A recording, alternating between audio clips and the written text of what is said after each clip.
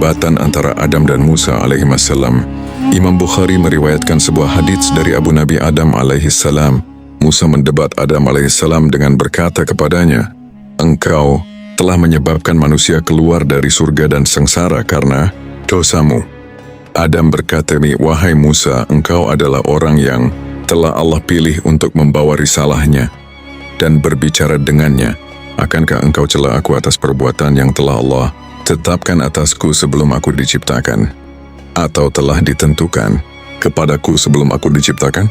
Rasulullah bersabda, Adam dapat mengalahkan argumen Musa. Seakan-akan Adam berkata kepada Nabi Musa alaihissalam, "Dikeluarkan. Aku sebab memakan pohon bukan menjadi sebab dikeluarkannya kalian. Yang menyebabkan hal itu adalah ketentuan dan ketetapan Allah subhanahu wa ta'ala sebelum aku diciptakan Allah azza wa jalla. Engkau mencelaku atas perkara yang tidak ada kaitannya dengan larangan kepadaku untuk makan pohon itu dan kemudian aku memakannya. Dikeluarkannya kalian bukan sebab perbuatanku aku tidak mengeluarkan diriku dan kalian dari surga. Akan tetapi itu semua adalah ketentuan Allah dan perbuatannya dia memiliki hikmah dalam masalah itu. Karena itu Adam alaihissalam dikatakan dapat mengalahkan argumen Musa. Hadits di atas tidak boleh ditolak karena syahih dan mutawatir. Namun juga tidak boleh bagi seseorang menjadikan hadis tersebut untuk menjadikan takdir Allah sebagai alasan untuk berbuat maksiat. Karena jika demikian akan lahir perbuatan-perbuatan yang sangat buruk. Sebagian ulama mengatakan bahwa jawaban Nabi Adam alaihissalam adalah menjadikan takdir sebagai argumen atas musibah yang menimpanya bukan kemaksiatan yang dilakukannya. Beberapa hadits seputar penciptaan Adam alaihissalam, Imam Ahmad meriwayatkan dari Abu Musa, dari Nabi SAW, sesungguhnya Allah menciptakan Adam dari segenggam tanah yang berasal dari seluruh penjuru bumi. Oleh karena itu keturunan Adam dilahirkan sesuai kandungan bumi. Ada yang putih, merah, hitam, dan ada yang campuran di antara semua. Ada yang buruk, ada yang baik, ada yang mudah, ada yang sulit, dan ada yang di antara itu.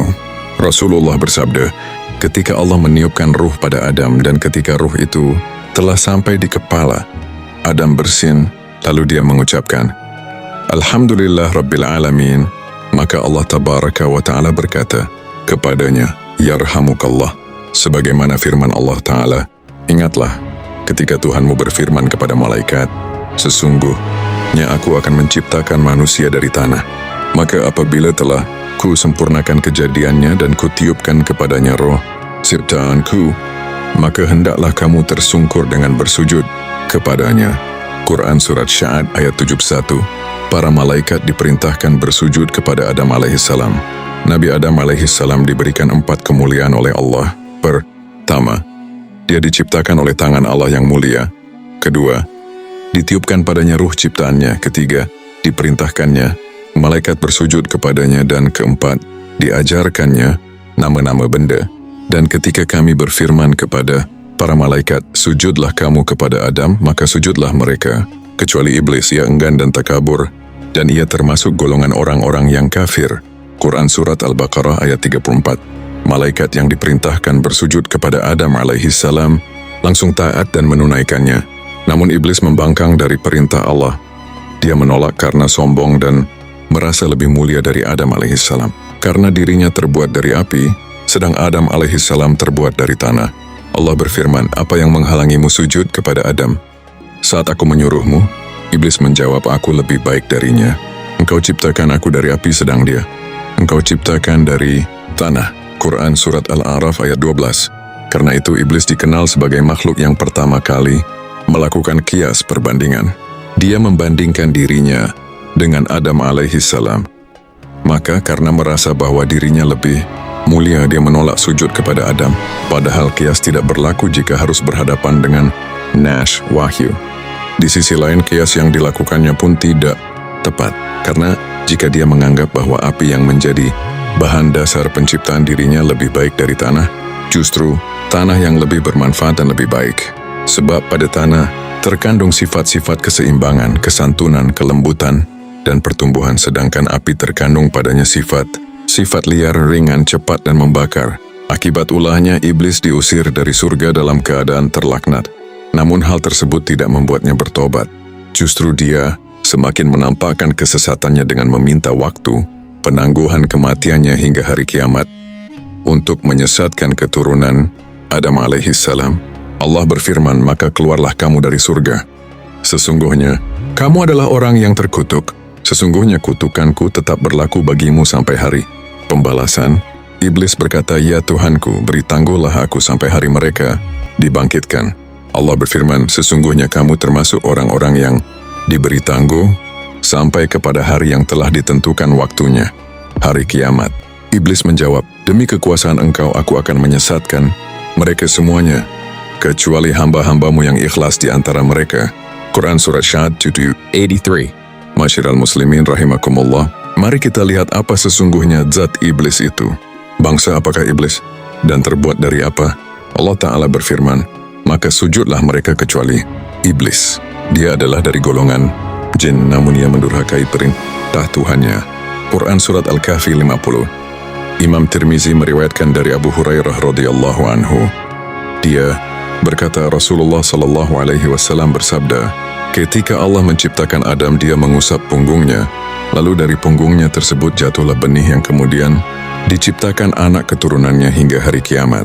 Di antara kedua mata setiap manusia terdapat seberkas cahaya, kemudian dia memperlihatkan mereka kepada Adam. Lalu Adam bertanya, wahai Tuhan, siapakah mereka?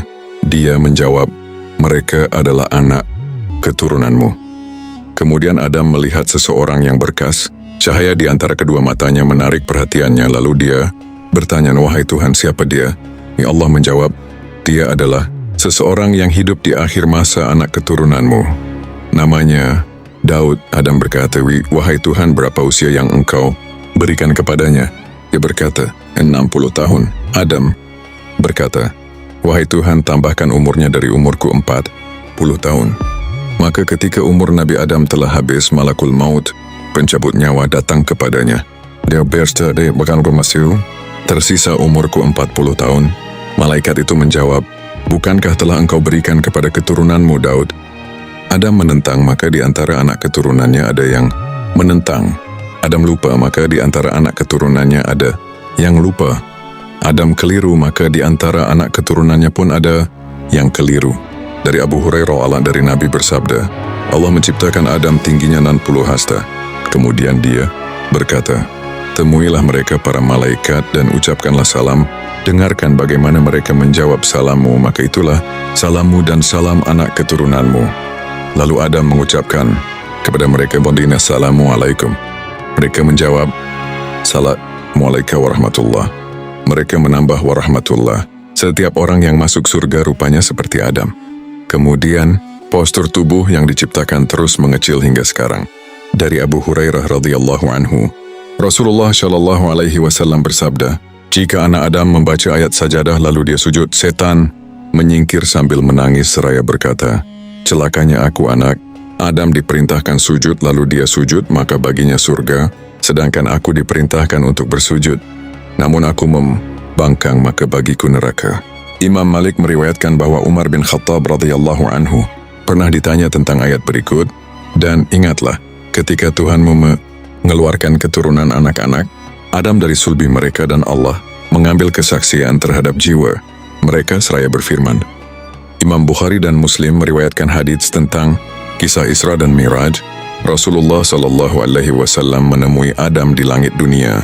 Lalu Adam berkata kepadanya, selamat datang wahai anak yang saleh dan nabi yang saleh. Tetapi di sebelah kanan kirinya terdapat sekumpulan orang. Apabila dia melihat orang-orang di sebelah kanannya, dia tertawa. Akan tetapi apabila dia melihat orang-orang di sebelah kirinya, dia menangis. Kemudian aku berkata, wahai Jibril, siapakah dia? Jibril berkata, di masjid dia adalah Adam dan mereka adalah anak keturunannya. Jika dia melihat sebelah kanannya yang mereka adalah penghuni surga, maka dia tertawa. Sedangkan jika dia melihat sebelah kirinya yang mereka adalah penghuni neraka, dia menangis. Dalam Sahih Bukhari dan Muslim terdapat sebuah riwayat Rasulullah sallallahu alaihi wasallam bersabda, sesungguhnya Allah menciptakan Adam berdasarkan rupanya. Wa muttafaq alaih. Riwayat Bukhari, no. 627 Muslim, no. 2612. Dua para ulama berbeda pendapat tentang imbuhannya pada kata rupanya. Sebagian menyatakan bahwa imbuhan tersebut kembali kepada orang yang dipukul karena dalam riwayat Muslim hadis ini kelanjutan dari sabda Rasulullah sebelumnya yang isinya berupa larangan memukul wajah. Lalu setelah itu, Rasulullah bersabda, sesungguhnya Allah menciptakan Adam berdasarkan rupanya orang yang dipukul itu. Ada juga yang berpendapat bahwa imbuhannya kembali kepada Adam. Ada pula yang berpendapat bahwa imbuhannya kembali kepada Allah Ta'ala berdasarkan riwayat lain yang lebih jelas. Sesungguhnya anak Adam diciptakan berdasarkan rupa Ar-Rahman disyahihkan oleh Imam Ahmad. Pendapat ini dikuatkan oleh Syekhul Islam Ibn Taimiyah. Maksudnya adalah bahwa Allah Maha mendengar dan melihat kapan dan bila mana Dia kehendaki, maka Dia menciptakan Adam juga dapat mendengar dan melihat, memiliki muka, tangan dan kaki. Namun mendengar, melihat dan berbicaranya Allah tidak sama dengan mendengar, melihat dan berbicaranya Adam. Sifat Allah Maha sempurna sesuai keagungan dan kebesarannya, sedang sifat anak, keturunan Adam, tak sepi dari cacat dan kurang serta akan musnah. Firman Allah Ta'ala, tidak ada sesuatu pun yang serupa dengannya, Dia Maha mendengar dan Maha melihat. Quran Surat Asy-Syura 11. Kisah dua anak Adam, Qabil dan Habil. Nabi Adam alaihissalam diberikan keturunan secara silang. Maksudnya dengan sekali mengandung istrinya melahirkan kembar dua, laki-laki dan perempuan. Kelahiran pertama adalah Qabil dan saudara perempuannya, sedangkan yang dilahirkan berikutnya adalah Habil dan saudara perempuannya. Kemudian Adam memerintahkan perkawinan silang, yaitu agar anak laki-lakinya menikahi kembaran perempuan saudaranya. Imam Malik meriwayatkan bahwa Umar bin Khattab radhiyallahu anhu pernah ditanya tentang ayat berikut, dan ingatlah ketika Tuhanmu mengeluarkan keturunan anak-anak Adam dari sulbi mereka dan Allah mengambil kesaksian terhadap jiwa.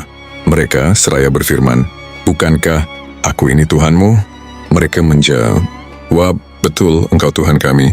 Kami menjadi saksi, kami lakukan yang demikian itu, agar di hari kiamat kamu tidak mengatakan sesungguhnya kami Bani Adam adalah orang-orang yang lengah terhadap ini.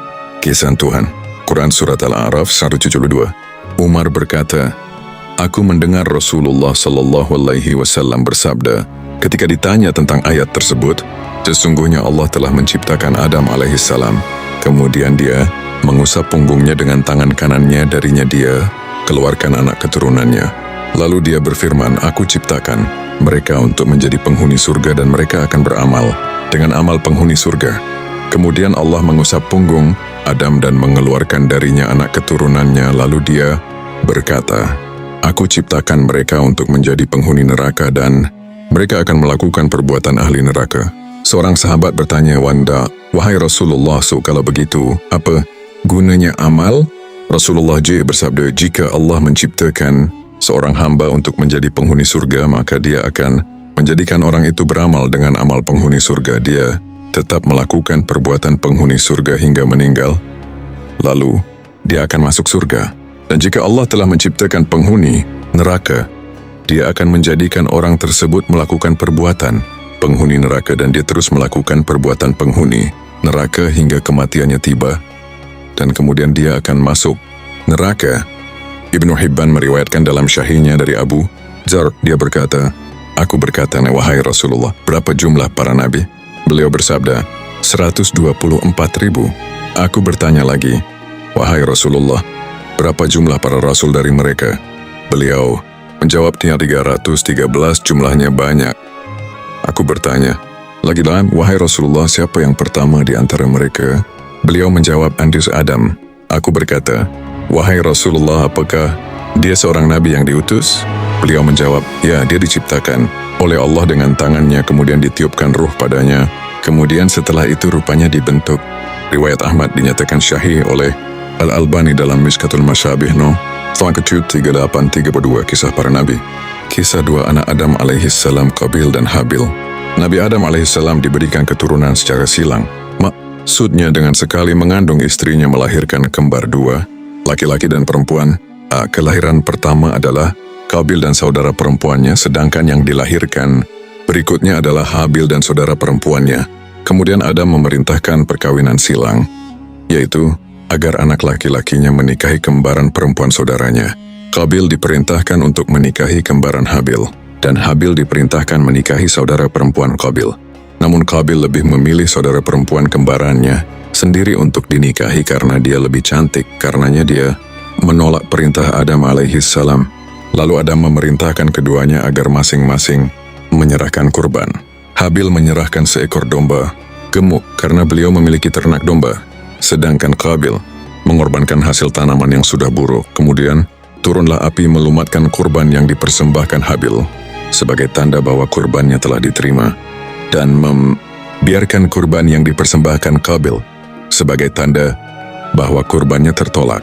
Qabil marah dan berkata, "Aku pasti membunuhmu." Sebagaimana Allah Ta'ala kisahkan dalam Al-Quran, ceritakanlah kepada mereka kisah kedua putra Adam, Habil dan Qabil menurut yang sebenarnya. Ketika keduanya mempersembahkan korban, maka diterima dari salah seorang dari mereka berdua, Habil, dan tidak diterima dari yang lain, Qabil. Yang Qabil berkata, "Aku pasti membunuhmu." Quran Surat Al-Maidah 27. Habil sendiri tidak meladeni niat buruk Qabil. Dia tidak ingin melakukan hal yang sama sebagaimana keinginan Qabil karena dirinya takut kepada Allah. Hal tersebut menunjukkan keluhuran budinya dan takutnya kepada Allah Ta'ala. Habil berkata sebagaimana Allah Ta'ala kisahkan, "Sungguh kalau kamu menggerakkan tanganmu kepadaku untuk membunuhku, aku sekali-kali tidak akan menggerakkan tanganku kepadamu untuk membunuhmu. Sesungguhnya aku takut kepada Allah, Tuhan seluruh alam." Quran Surat Al-Ma'idah 2. Akhirnya Qabil memenuhi hawa nafsunya dengan membunuh Habil. Namun setelah itu dia menyesal dan tidak tahu apa yang harus diperbuat terhadap jenazah adiknya. Maka ia membawa jenazah sang adik di atas punggungnya ke sana, kemari. Kemudian Allah mengutus 2 burung gagak yang berkelahi. Yang satu berhasil membunuh yang lain. Setelah itu, burung tersebut turun ke tanah dan menggali lubang, kemudian meletakkan burung yang mati di lubang tersebut, kemudian menimbunnya dengan tanah. Maka setelah itu Qabil mendapatkan inspirasi untuk meniru apa yang dilakukan burung gagak tersebut. Rasulullah SAW bersabda, "Setiap anak Adam yang terbunuh secara zalim, maka anak Adam pertama turut menanggung darahnya, dosanya, karena dialah yang pertama mencontohkan pembunuhan." Nabi Adam alaihissalam sangat sedih atas peristiwa yang terjadi pada Habil. Namun demikian setelah itu Adam alaihissalam dikaruniakan keturunan yang sangat banyak. Ada yang mengatakan bahwa anaknya berjumlah 40 dari 20 kelahiran.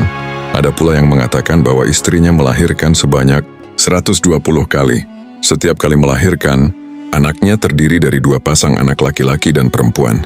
Hal tersebut dimungkinkan karena usia Adam mencapai ratusan tahun. Diriwayatkan bahwa setelah melahirkan anak yang bernama Shits, dia berusia 130 tahun. Dan setelah itu, masih hidup hingga 800 tahun. Kemudian dari anak-anaknya tersebut lahirlah cucu-cucunya, dan seterusnya hingga tersebarlah umat manusia. Hingga sekarang, Allah SWT berfirman, "Hai manusia, bertakwalah kepada Tuhanmu yang telah menciptakanmu dari seorang diri, dan darinya Allah menciptakan istrinya, dan dari keduanya Allah memperkembang biakan laki-laki dan perempuan yang banyak." Quran Surat An-Nisa 1. Ahli sejarah mengatakan bahwa sebelum meninggal Adam, sempat melihat keturunannya beranak cucuk hingga berjumlah 400.000 orang. Wasiat Adam alaihissalam kepada anaknya, Nabi Shits, Shitsuchith, dari segi bahasa artinya pemberian, dinamakan demikian, karena Shits dilahirkan setelah terbunuhnya Habil. Shits juga digolongkan sebagai para nabi, berdasarkan sabda Rasulullah SAW bahwa keturunan nabi sekarang ini seluruhnya kembali kepada Shits, sebab keturunan anak Adam dari anak yang lainnya telah punah.